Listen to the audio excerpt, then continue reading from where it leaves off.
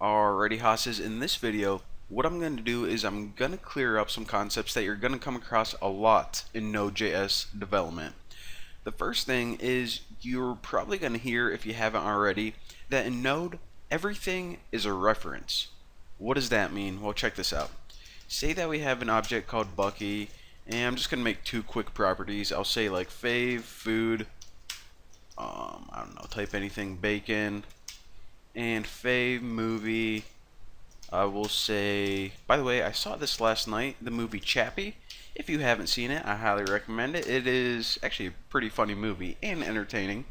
And actually, the programming in it is not completely unrealistic. You know, in some movies they're like, can we hack into Microsoft's JPEGs and track the IP? You know, it's actually a lot better than that. All right, back to the tutorial. What was I talking about? Oh yeah. All right. So whenever you're working with Node, everything is a reference. What that means is if you were to make a new variable called person and set this equal to Bucky, you may be thinking, okay, so what I'm doing is I'm taking all of this, making a copy of it, and now person is pretty much a new object. So what I can do here is I can take person, which is this new person, and set their favorite food equal to salad. Something like that. So of course Bucky's favorite food would still be bacon and the new person's favorite food would be salad. Simple enough, right? Well, check this out. If we take console and print out Bucky dot fave food, look what happens. You run this, it says salad. Wait a minute, I set Bucky's favorite food to bacon, and just this new person, I made a copy of Bucky, but then I changed their favorite food to salad. So why did it change Bucky's to salad? Well, this is what's a little bit different and may trick you up a little bit in the future.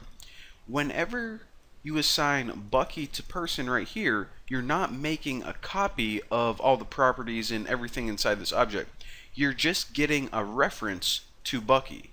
So whenever you type person, you can pretty much think of it like that.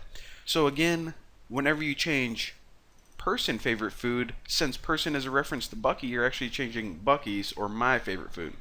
So that's what's going to trick a lot of people up. And if you actually want to make a copy of this and, you know, try to make this program like you expected, I'm going to show you guys how to do that in a couple tutorials, the proper way of making multiple copies of objects. But that's what people mean whenever they say everything is a reference. Now another thing I want to explain is this.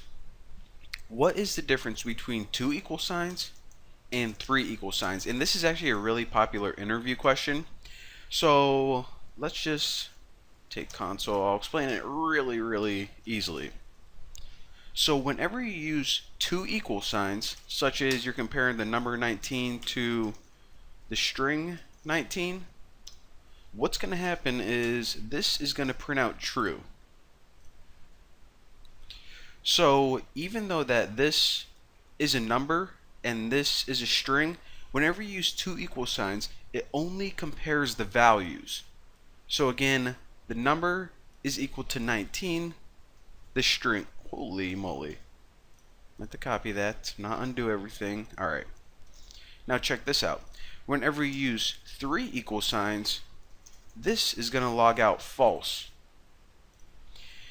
So the difference between two equal signs and three equal signs is this. Two equal signs use whenever you only want to compare values. Three equal signs use whenever you want to compare values and types. So since 19 is equal to 19, but they're different types, this is a string and this is an integer, it's going to log out false.